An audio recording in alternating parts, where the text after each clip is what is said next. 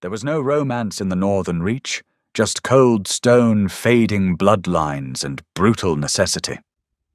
When King Cormac laid his claim on Maeve, it wasn't out of love. He smelled desperation. She smelled a cage. The peace treaty between their packs was signed in ash and wolf's blood. He leaned down, his breath smelling of frost and rusted iron, and whispered the terms of her surrender. This is a story of survival teeth and what happens when the monster demands an heir. The mud in Oakhaven was thick, clinging to the boots of the men like wet clay. It had rained for 3 days straight, turning the courtyard of Maeve's ancestral home into a slaughtered pig's pen. The sky hung low, a bruised purple bruised by the approaching dusk. Maeve stood on the wooden steps of the keep. The wood was slick. Her linen dress, dyed a cheap, fading blue, offered nothing against the biting wind creeping down from the crags. She didn't shiver. She locked her knees, digging her bare toes into the damp planks inside her thin leather shoes. If she shivered, her father would see. If she shivered, the invading pack would smell her fear. They were already here. Cormac's riders didn't announce themselves with horns or banners. They arrived like a weather front. 30 men on massive, shaggy destriers, their armor a dull, battered iron, unpolished for parade, but oiled for war. At their head was Cormac, the Alpha King of the Ironhold. He swung down from his mount. The ground seemed to shudder, though it was likely just the collective held breath of Maeve's dying pack. Tobias, her father, stepped forward. He was a small man now, hollowed out by 3 winters of famine and 2 lost skirmishes with the southern rogues. He held a wooden chest in his hands, the last of their silver, the official bride price, or rather the surrender fee. "Cormac," Tobias said. His voice cracked. He cleared his throat and tried again. "My king." Cormac didn't look at the chest. He looked at the mud, then at the rotting thatch of the keep's roof, and finally his gaze snapped to the steps. To Maeve. His eyes were the color of slate. There was no warmth in them, no predatory gleam of a fairy tale villain, just the flat, calculating appraisal of a man buying livestock at a winter market. He was massive, built like a fortress wall draped in a heavy bear pelt that made his shoulders impossibly broad. A jagged scar cut through the stubble on his left jaw, pulling his mouth into a perpetual slight sneer. "Keep the silver, Tobias." Cormac's voice was a low rumble that vibrated in Maeve's chest, a frequency designed by nature to make lesser wolves bare their throats. "Your people will need it to buy grain. They look like walking corpses." Tobias flushed his grip, tightening on the box. The treaty requires an omega of breeding age from the Alpha bloodline." Cormac took a slow, deliberate step toward the stairs. His heavy boots sucked at the mud. "Is she the only one left?" "My eldest daughter, Maeve," Tobias said, stepping aside. He didn't look back at her. He couldn't. Cormac stopped at the base of the steps. He was close enough now that Maeve could smell him. Pine needles, wet earth, and the sharp metallic tang of fresh blood. He hadn't bothered to wash before coming to claim his prize. "Come here," Cormac commanded. It wasn't a shout. It was a statement of inevitability. Maeve's lungs burned. Her instinct, the deep primal wiring of an omega facing a dominant alpha, screamed at her to drop to her knees, to expose her neck to submit. She bit the inside of her cheek until she tasted copper. Slowly she descended the 3 wooden steps. The mud swallowed her thin shoes immediately. She stopped an arm's length from him. She kept her chin level. She wouldn't look up into his eyes, but she wouldn't look at his boots either. She settled her gaze on the iron clasp of his cloak. Cormac reached out. His hand was enormous, the knuckles split and calloused. He didn't touch her face gently. He grabbed her jaw, his grip firm, unyielding, and tilted her head up. She flinched. She couldn't stop it. His thumb brushed the skin just beneath her ear, finding the rapid, frantic pulse hammering in her neck. He held her there for a long moment. He was close enough that she could see the flecks of flint in his grey eyes. He was searching for something. Weakness, perhaps. Or disease. "You're thin," he muttered, dropping his hand. "We are all thin, my king," Maeve said. Her voice was raspy. It was the first time she had spoken all day. Cormac let out a short, humourless exhale. "Get your things. We ride before the sun sets completely. The roads turn to ice in the dark." "She has no things," Tobias interjected quickly. "Everything she needs, surely the king can provide." Cormac finally looked at Tobias. The contempt was naked. "You sell your daughter to save your own hide, and you won't even send her with a winter cloak? You disgust me, old man!" He unfastened the heavy bear pelt from his shoulders. With a rough jerk, he threw it over Maeve. The weight of it nearly buckled her knees. It swallowed her whole, smelling overwhelmingly of him, musk smoke, and sheer, unfiltered dominance. It was stifling. It was a brand. "Mount up!" Cormac barked to his men. He didn't offer Maeve a hand. He turned his back on her and walked to his horse. Maeve looked at her father. Tobias kept his eyes on the mud. There were no goodbyes, no tearful embraces. She was currency, and she had just been spent. Gathering the heavy edges of the pelt, she trudged through the muck toward the line of horses, leaving the only home she had ever known without a single backward glance. The ride to Ironhold took 2 days. Maeve spent it tied to the saddle of a pack horse, surrounded by silent, heavily armed men. They didn't speak to her. They didn't look at her. To them, she was a package. Fragile, perhaps, but ultimately just cargo belonging to the king. Cormac rode at the front, an immovable shadow against the bleak, snow-dusted landscape. He never looked back. When the black stone towers of Ironhold finally pierced the horizon, Maeve felt a cold dread settle in her gut, heavier than the gruel she'd been fed that morning. The fortress wasn't built for comfort. It was built into the side of a jagged mountain, its walls thick and windowless on the lower levels. It looked like a prison. They passed through the iron portcullis as the evening bells tolled. The courtyard here was paved with cobblestones swept clean of snow. Stable hands rushed out to take the horses. Cormac dismounted and strode toward the main doors. "Gideon," he called out over his shoulder. A tall man with a scarred nose and a missing ear jogged forward. "My king, take her to my chambers. Have the fires lit. Tell the kitchens to send up meat. Real meat, not the slop we had on the road." Cormac didn't even pause his stride as he barked the orders. He disappeared into the gloom of the great hall. Gideon turned to Maeve. He wasn't unkind, but his face was weathered into a permanent scowl. "Come on, girl, off the horse." Maeve scrambled down her legs, numb and trembling from the days in the saddle. She clutched Cormac's oversized pelt tightly around her. Gideon led her through a maze of stone corridors. The air inside was damp and smelled of wood smoke roasting fat and unwashed bodies. Tapestries hung on the walls, but they were faded, depicting bloody hunts and torn throats. They climbed a spiral staircase that seemed to go on forever.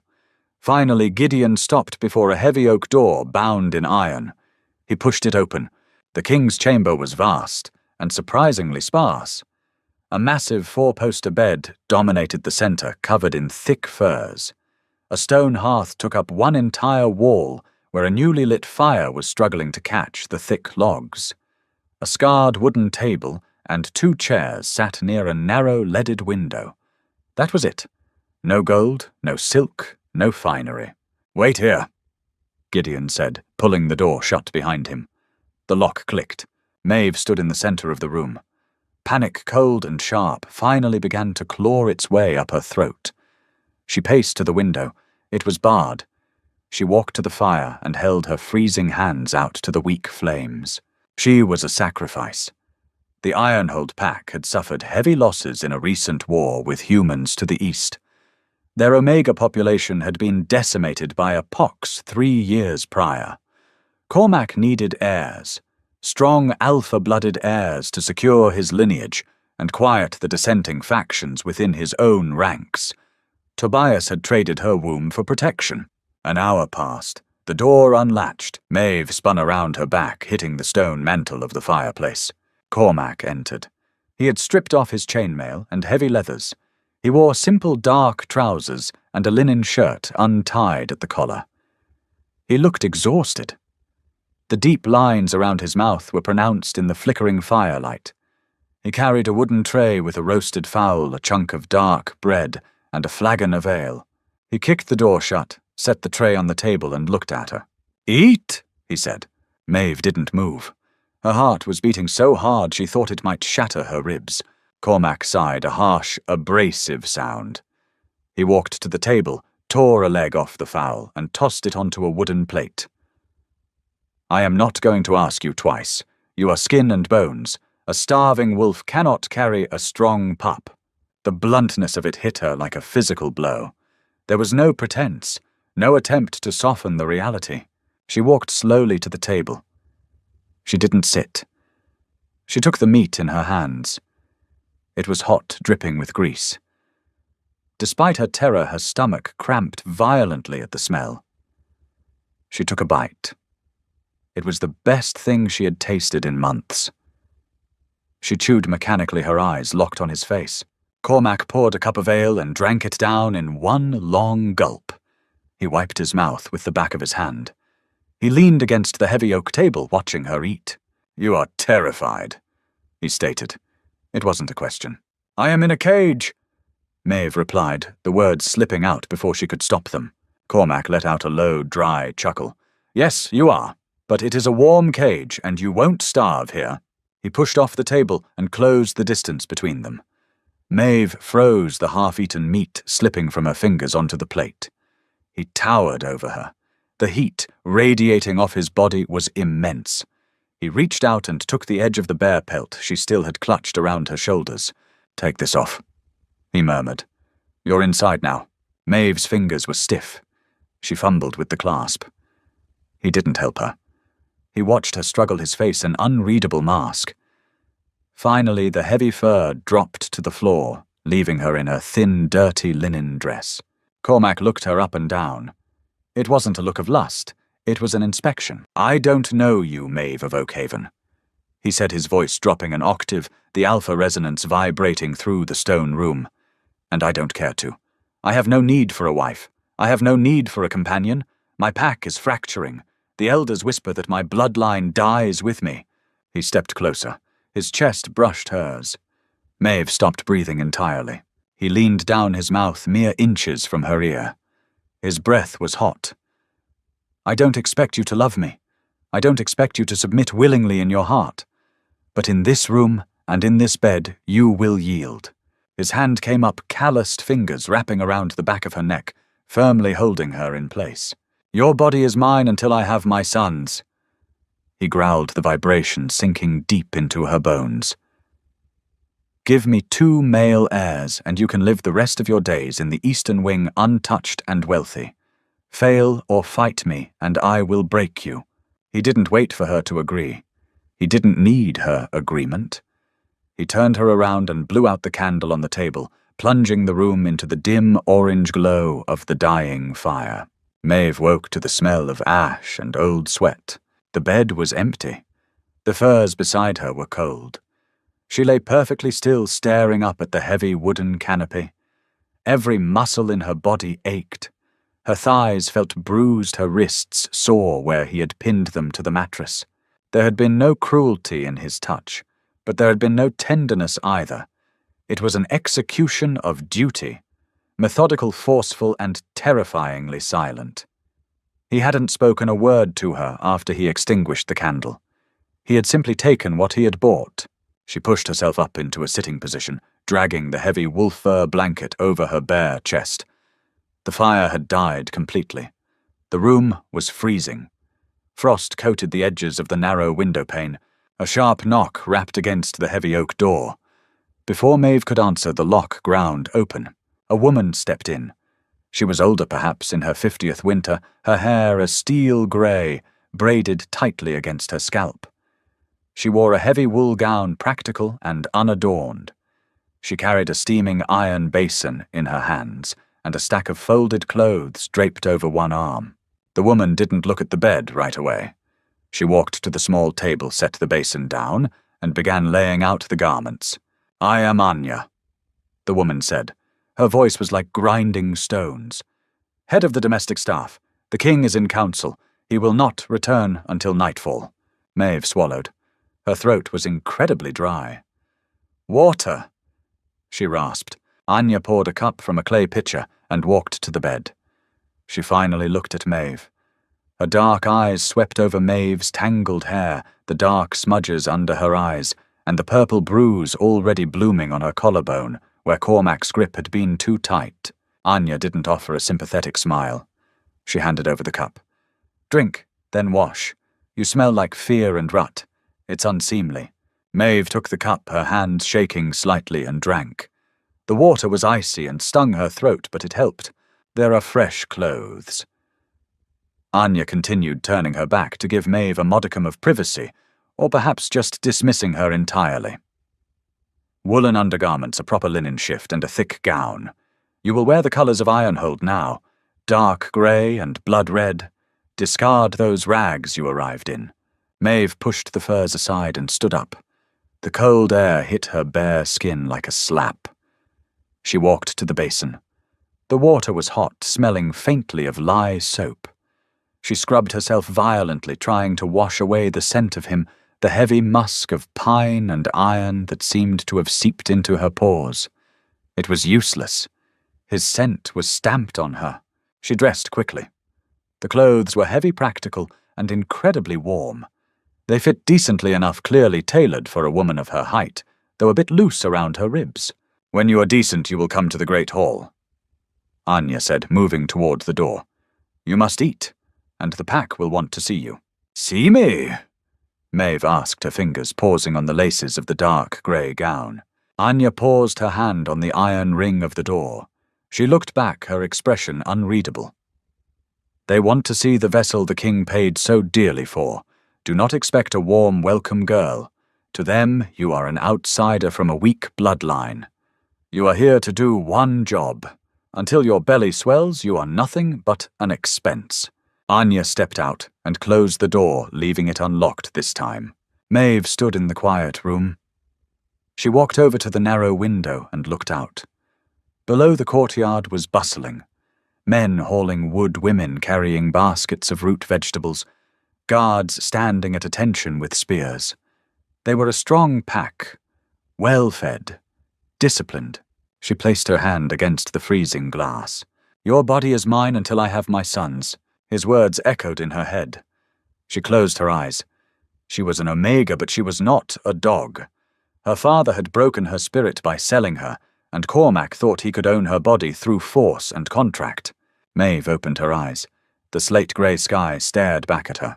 She would survive this. She would eat their meat, she would wear their heavy wool, and she would endure the king's bed.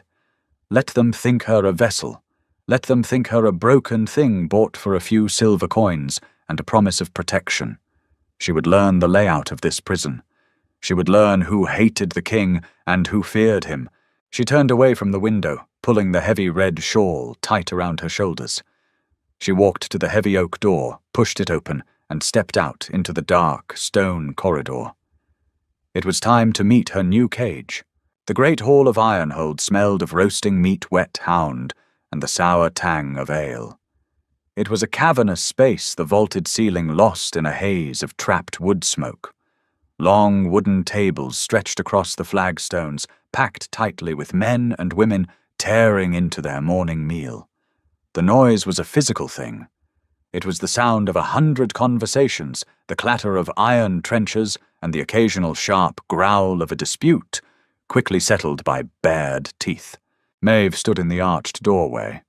Anya had left her there, a silent dismissal. For a long moment nobody noticed the Omega in the doorway. Maeve took a breath. The air tasted heavy, saturated with the aggressive territorial musk of alpha and beta wolves. She smoothed the front of her heavy red woolen gown. She felt like a blood drop on a field of grey stone. She stepped forward. Her leather shoe scraped loudly against the flagstone. The nearest table went quiet. The silence spread like a spilled drink rolling outward in a wave until it hit the high table at the far end of the hall.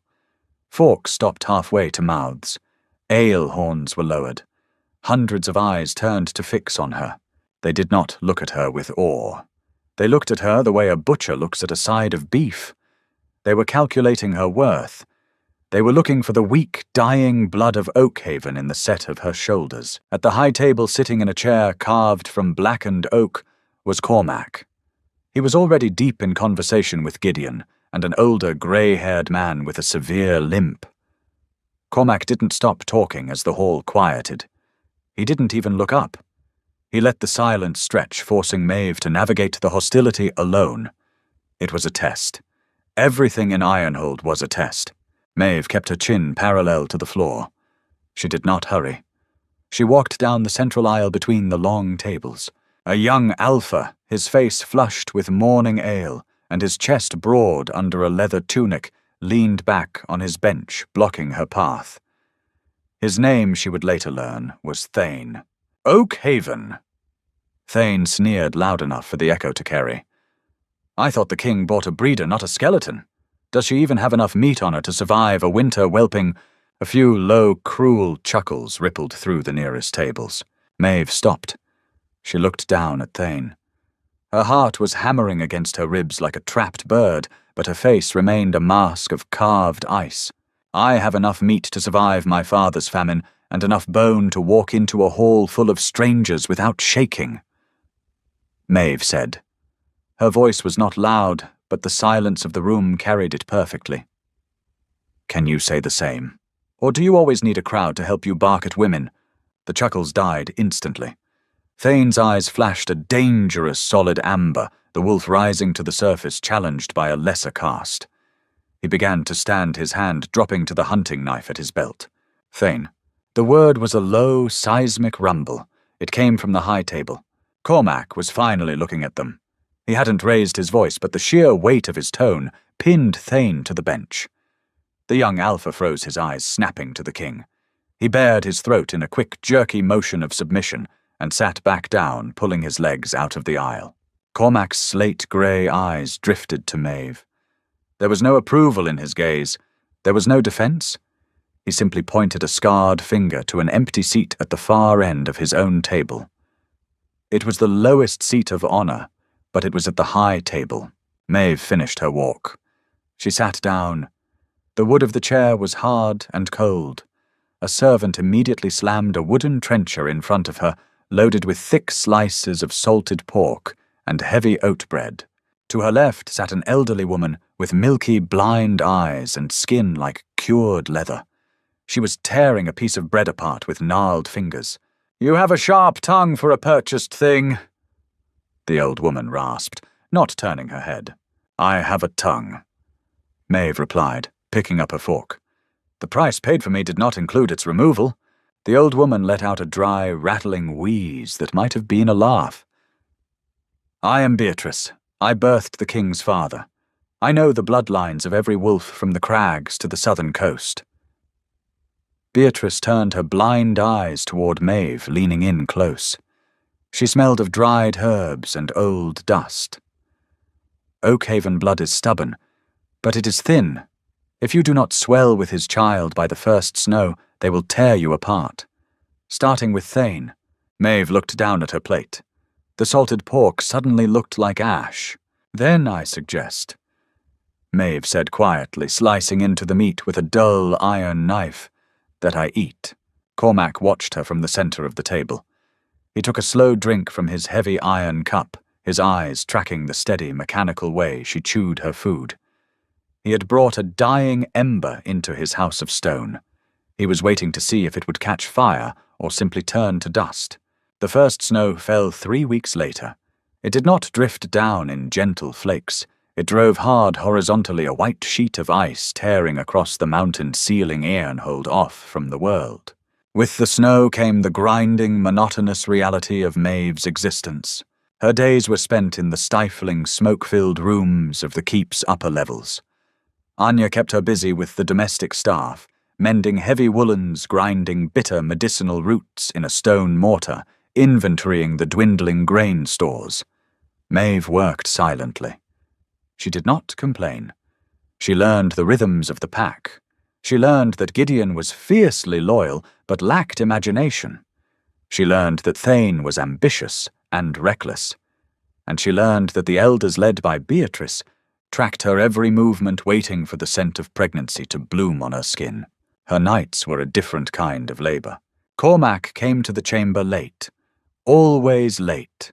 The fire would be burning low, casting long, frantic shadows against the stone walls. He would strip out of his heavy leathers, smelling of frost horses, and the metallic tang of dried blood from the endless border patrols, keeping the rogue wolves at bay. He was not cruel, but he was relentlessly efficient. Their intimacy was a transaction negotiated in the dark. "Turn," he would murmur, his heavy hands guiding her hips. Maeve would obey. She would close her eyes, gripping the thick furs of the bed, and detach her mind from her body. She imagined the frozen river back in Oakhaven. She imagined the sound of the ice cracking. She imagined anything but the heavy, crushing weight of the Alpha King pinning her to the mattress, claiming his right with rhythmic bruising force. He never kissed her. She never touched him outside of necessity. When it was over, he would roll away his broad back to her and fall into a deep, exhausted sleep. Maeve would lie awake listening to the wind scream against the iron bars of the window, wondering if a child was taking root in the darkness of her womb. She felt like a field being ploughed with an iron blade. But one night in late November, the routine fractured. The door to the chamber did not open until well past midnight. When it did, it was shoved open with a violent crash. Maeve bolted upright, clutching the furs to her chest. Cormac staggered into the room. He didn't bother to close the door. He leaned heavily against the stone wall, his breath coming in ragged, wet hitches. The left side of his body was drenched. Even in the dim light of the dying fire, Maeve could see it wasn't water. It was black and thick. Blood. He took a step forward, and his knee buckled. He hit the wooden floorboards with a heavy thud, a low groan escaping his clenched teeth. Maeve didn't think. Instinct forged in the starving, desperate halls of Oakhaven overrode her fear. She threw off the furs, her bare feet hitting the freezing stone floor, and ran to him. "Cormac!" She said, her voice sharp. She dropped to her knees beside him. He was gripping his side. A massive tear in his boiled leather armor revealed a jagged, gaping wound just below his ribs. It looked like the work of a rogue's claws, deep, messy, and bleeding profusely. "Get Gideon!" Cormac grunted, his eyes squeezed shut, his face pale beneath the heavy stubble. "Get the healer." "The healer is in the lower ward," Maeve said quickly, pressing her hands directly over his to apply pressure to the wound. The hot, sticky wetness coated her fingers instantly. "You're losing too much blood to wait for him to climb 200 stairs. Do as I command," he snarled, a weak, failing attempt at an alpha command. "Shut up," Maeve snapped. Cormac's eyes snapped open. Shock registered in his slate-grey irises. No one told the King of Ironhold to shut up. "Hold your hand here. Press hard," she ordered, ignoring his stare. She grabbed his calloused hand and forced it deep into the wound. He hissed in pain. Maeve scrambled to her feet and ran to the hearth. She grabbed the heavy iron poker and shoved it deep into the hottest coals. Then she rushed to the wash basin, grabbing a linen towel and the small leather pouch of sewing supplies Anya had left her for mending.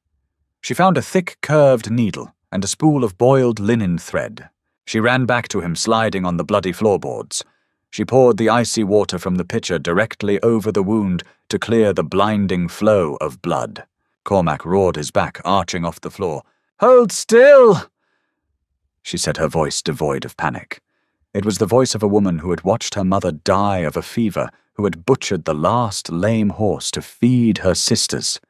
It was cold pragmatism. She threaded the needle with shaking, blood-slick fingers. "This will be worse than the claws." "Do it," he ground out, his jaw locked. Maeve didn't hesitate. She drove the thick needle through the tough, muscular skin of his abdomen. Cormac let out a guttural sound, his massive hands curling into fists, his knuckles turning white. She pulled the thread tight, closing the worst of the tear. She stitched with brutal efficiency. 6 deep, ugly, functional sutures. When the skin was pulled together, she left him for 3 seconds to retrieve the iron poker from the fire. The tip was glowing a dull, angry orange. "Bite down on this," she said, shoving the handle of his own hunting knife toward his mouth. He took it between his teeth. Maeve pressed the glowing iron against the seam of the wound. The smell of burning flesh instantly filled the small room, thick and nauseating. Cormac's entire body convulsed. His eyes rolled back, but he didn't pass out. She pulled the iron away and dropped it onto the stone hearth. She collapsed back onto her heels, her chest heaving. Her hands, her nightshift, the floor. Everything was covered in his blood. For a long time, the only sound in the room was their ragged breathing and the wind outside. Cormac spat the knife handle onto the floor. He looked down at his side. The wound was ugly, a blistered, stitched mess, but the bleeding had stopped. He looked up at Maeve. She was kneeling in his blood, her face pale, her dark hair stuck to her forehead with sweat. She looked like a butcher. "Why?" Cormac asked. His voice was a raspy whisper. "You could have let me bleed. The contract would be void. You would be free." Maeve looked at him. There was no warmth in her eyes. "Free to do what, walk back to Oakhaven in a blizzard. If you die, Thane takes the Alpha seat. Thane hates me. He would have me thrown from the highest wall before your body was cold." She stood up, walking to the wash basin to scrub the blood from her hands. "I didn't save you out of loyalty, my king. I saved you because my survival is tied to yours. A dead king cannot protect my people, and a dead king cannot give me the sons that will buy my freedom." Cormac watched her back as she washed her hands. He let his head fall back against the cold stone floor. A slow, dark realization settled over him. He had bought an Omega to be a vessel. He had accidentally purchased a survivor. "Come here," he commanded softly. Maeve turned. She walked back and stood over him. Cormac reached up. He didn't grab her jaw this time. He took her blood-stained hand in his. His thumb brushed over her knuckles.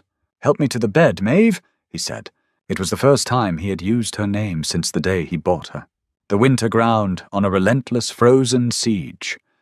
Cormac healed slowly. For 2 weeks, the nightly visits ceased. He slept in the bed, feverish and restless, while Maeve slept in the heavy chair by the fire, keeping the flames alive and changing his bandages. They did not speak of the night she stitched him up. They did not speak of much at all, but a shift had occurred. When Cormac was finally strong enough to stand straight to strap his iron plates back onto his chest, the dynamic in the great hall had subtly altered. He no longer pointed to the far end of the table. When she walked in, he simply looked at the heavy chair directly to his right. She sat beside him. He still did not defend her from the covert, sneering glances of the pack, but he ensured her trencher was filled with the best cuts of meat. It was not affection. It was a territorial marker. She had proved her utility. Then came the bleeding season. It arrived on a Tuesday, marked by a dull, familiar ache in Maeve's lower back. When she went to the washroom that morning, the evidence was undeniable.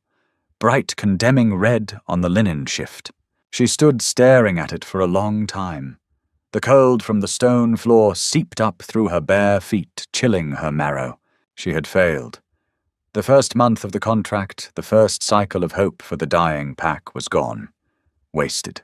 Maeve washed the linen herself in the freezing basin, her hands turning numb, but the water ran pink, and she knew she couldn't hide it. Anya knew the rhythms of women. The head of the domestic staff was waiting in the chamber when Maeve exited the washroom.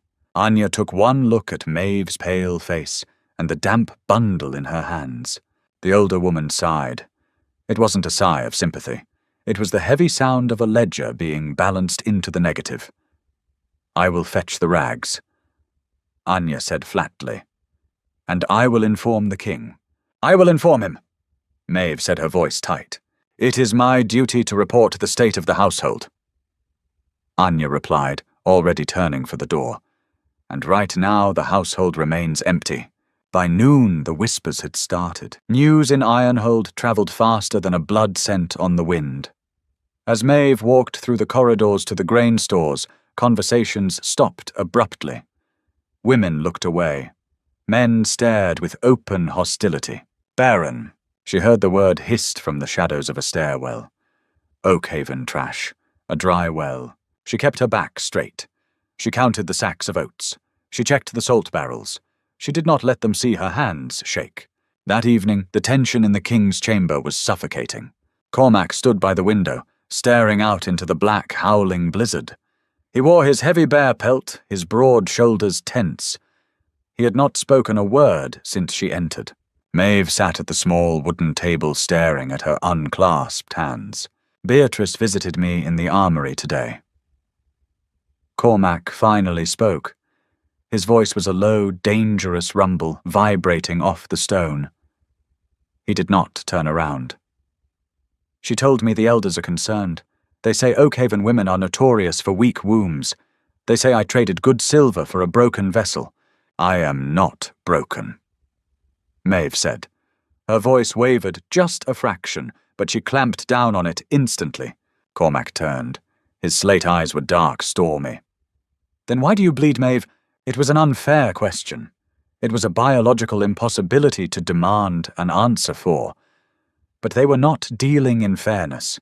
They were dealing in survival. Maeve stood up. She pushed the chair back. The wood scraped loudly. Because I am human. Because my body is recovering from 3 years of starvation. Because a seed does not take root in frozen soil overnight.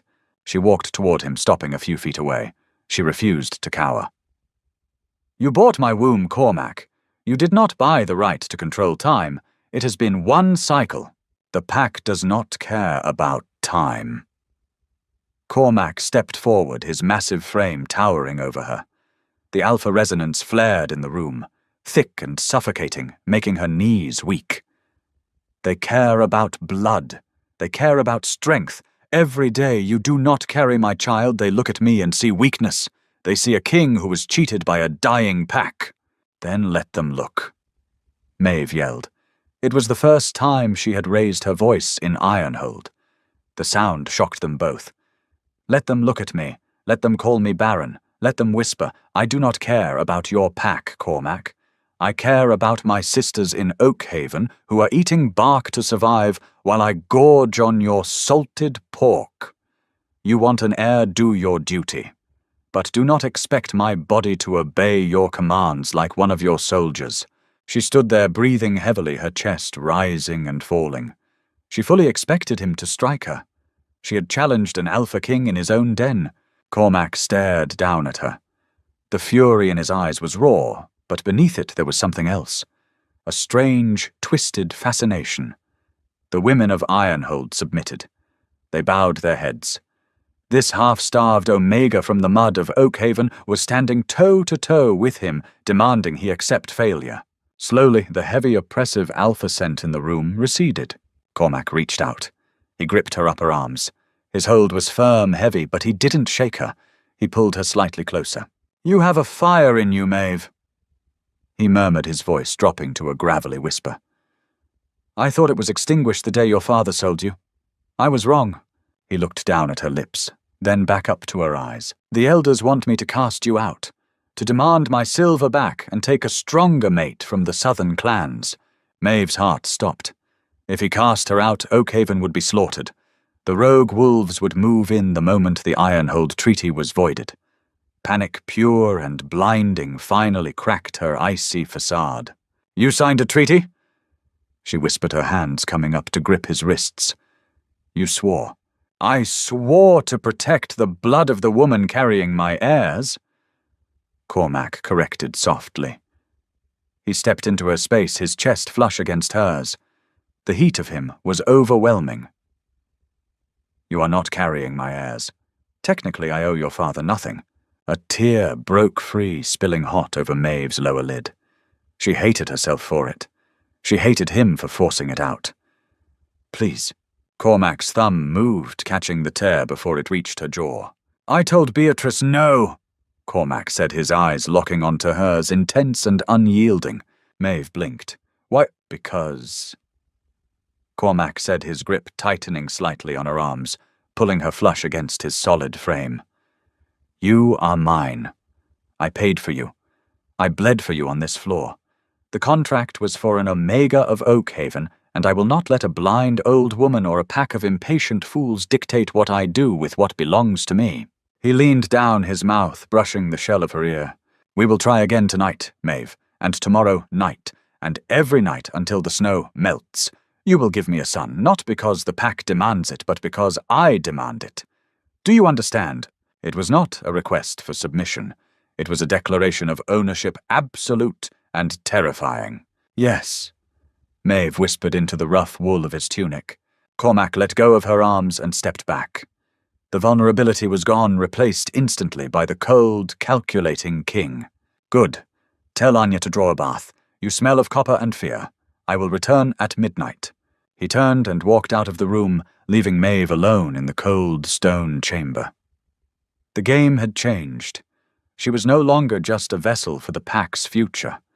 She had become something much more dangerous. She had become Cormac's personal obsession.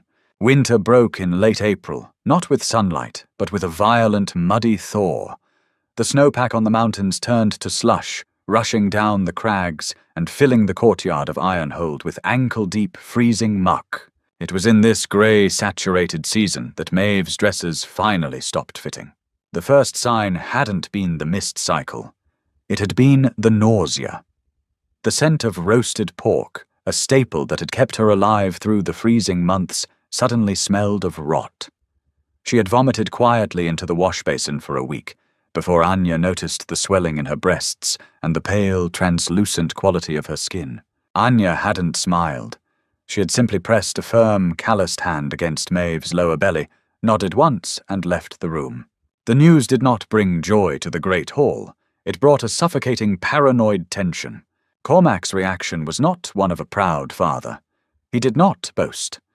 When he looked at her across the high table, his slate eyes were dark and calculating, scanning the room for threats. He doubled the guard on her chamber. He ordered Gideon to taste her food before it left the kitchens. He was a man who had secured a valuable asset, and he knew exactly how many thieves lived in his own house. "They smell it," Beatrice rasped one morning. The blind elder sat beside Maeve at the high table, her milky eyes staring at the stone wall. "The blood changes when a wolf carries an alpha's pup. The air around you is thick with it. It makes the lesser males aggressive." Maeve chewed a piece of dry bread. Her stomach rolled, but she forced it down. "If they are aggressive, the king will kill them.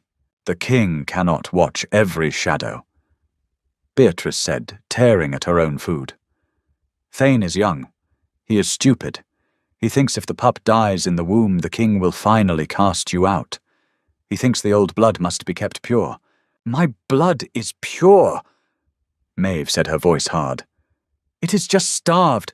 "Starved blood. Rich blood, it matters little to a knife in the dark." Beatrice turned her head, the loose skin of her neck shifting like dry parchment. "Sleep lightly, Oakhaven." That night, Maeve told Cormac. He was oiling his broadsword by the fire. He listened in silence as she recounted Beatrice's warning. He didn't stop the rhythmic, hypnotic motion of the oilcloth over the steel. When she finished, he set the blade down. The metal rang dully against the stone hearth. "Thane will make his move soon," Cormac said. He walked over to the bed and sat heavily on the edge, pulling off his boots. "The southern rogues have crossed the river. They burned a border village 2 days ago. I must ride out tomorrow to slaughter them. I cannot delay." Panic, cold and sharp, spiked in Maeve's chest. "You are leaving me here now?" Cormac looked up. The firelight caught the jagged scar on his jaw. "I am leaving Gideon with 30 men. They have orders to kill anyone who steps foot on this floor without my seal." He stood closing the distance between them. He reached out his large, rough hand, resting flat against her slightly rounded stomach. The warmth of his palm seeped through the thick wool of her dress. It was a fiercely possessive touch. "I bought you to secure this keep, Maeve." He murmured, his voice a low vibration that settled in her bones. "I did not buy you to hide you. If Thane moves against you, he exposes himself as a traitor. I need him to expose himself so I can take his head legally." Maeve stared up at him. The sheer pragmatic brutality of it stole her breath. "You are using me as bait. You are my queen in everything but name." Cormac corrected his grip, tightening just a fraction on her waist. Bait is meant to be eaten. You are meant to survive. Use the fire iron. Use the knife I left in the drawer. If Thane comes through that door, you cut his throat and you wait for me to return. Understand, he wasn't comforting her. He was giving her a battlefield command. And in the twisted, violent logic of the Ironhold, it was the closest thing to trust he could offer. I understand, she said. Cormac rode out at dawn with 60 men. The courtyard was loud with the snorting of war horses and the clatter of iron.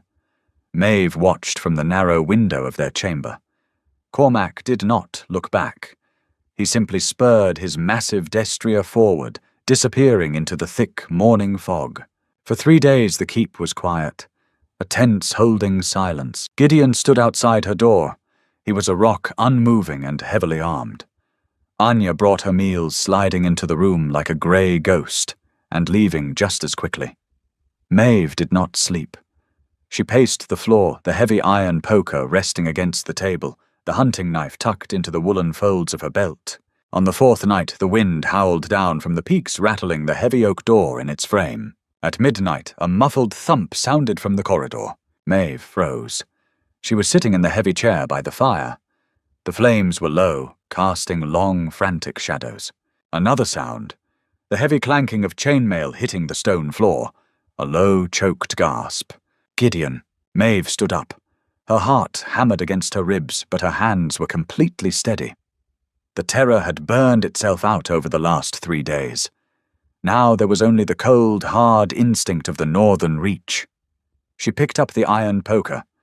She moved to the side of the door, pressing her back flat against the stone wall. The heavy iron latch slowly clicked open. The door pushed inward, groaning softly on its hinges. A man stepped into the dim light. It was Thane.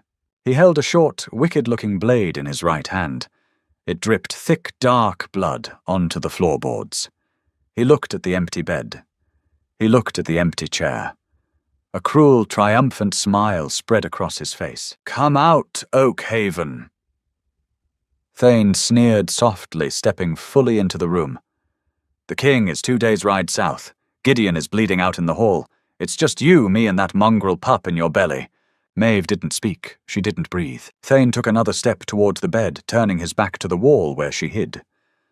"It will look like a miscarriage, a tragedy. The Omega was too weak. The king will mourn, he will drink, and then he will look for a real mate." Maeve stepped out from the shadows. She didn't hesitate. She didn't scream a battle cry.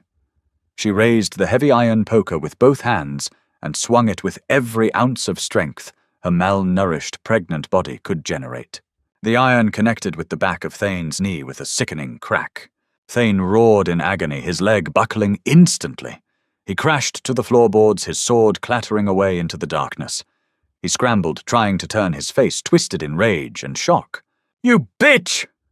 he snarled, lunging upward with his bare hands. Maeve didn't step back. As he rose, she brought the poker down again, this time aiming higher. The heavy iron smashed into his collarbone. He collapsed back to the floor, gasping, his left arm hanging uselessly. He was an alpha. Even injured, his strength was terrifying. He kicked out his heavy boot, catching Maeve in the shin. She stumbled backward, dropping the poker. Thane pushed himself up on his good arm. Blood ran from his mouth. His eyes glowed a furious, predatory amber. "I will tear your throat out." Maeve scrambled backward, her hand diving into the folds of her dress. Thane lunged. He grabbed the front of her gown, hauling her toward him. His breath smelled of stale ale and blood. Maeve pulled Cormac's hunting knife from her belt. As Thane drove his weight forward to pin her, Maeve drove the blade upward, sinking it deep into the soft, unarmored flesh, just beneath his ribs. Thane froze. The amber light in his eyes flickered, then died, returning to a dull, human brown. He looked down at the hilt of the knife protruding from his stomach. He looked up at Maeve. "The king!" He choked, blood bubbling over his lips. The king commanded me to wait for him." Maeve whispered, her hands covered in his blood, her face inches from his. "And I am a very obedient wife." She twisted the blade.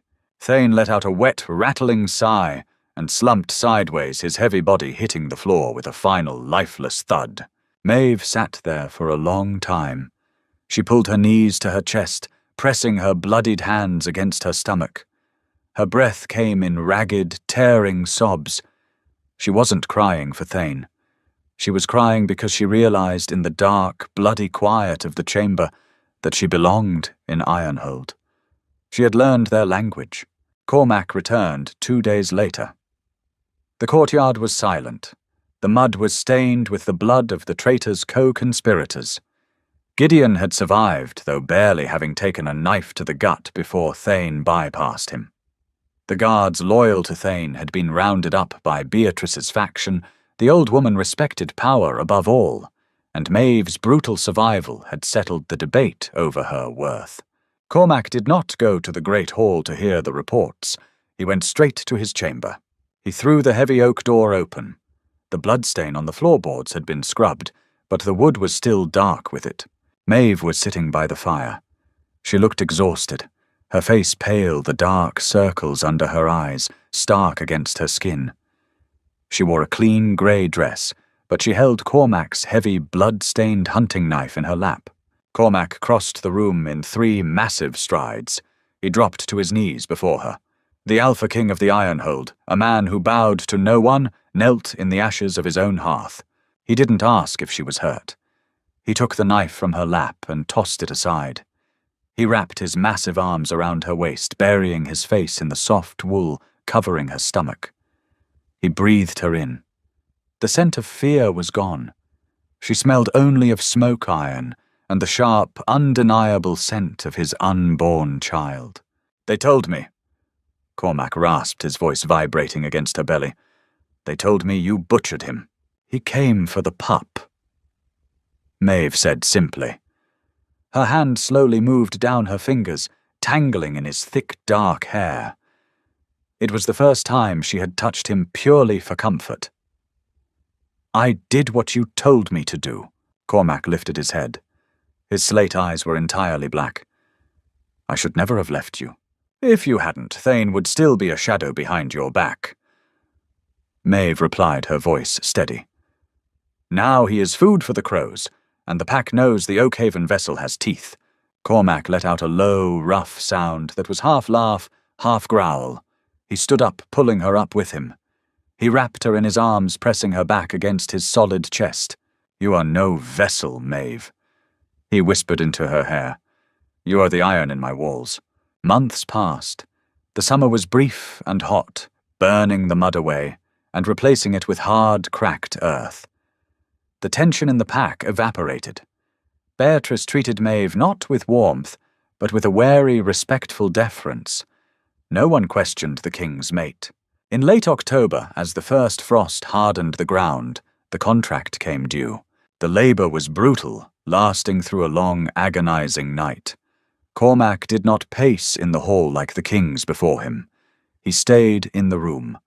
He held her hand while she screamed his own knuckles as wiped his face pale with a terrifying helplessness he had never known on a battlefield. Just before dawn, the cries of a newborn shattered the heavy silence of the chamber. Anya wiped the child down and wrapped him in a thick wolf pelt. She turned to the bed, her severe face cracking into a rare, genuine smile. "A son, my king. A strong, loud son." She handed the bundle to Maeve. Maeve looked down at the red, squalling face.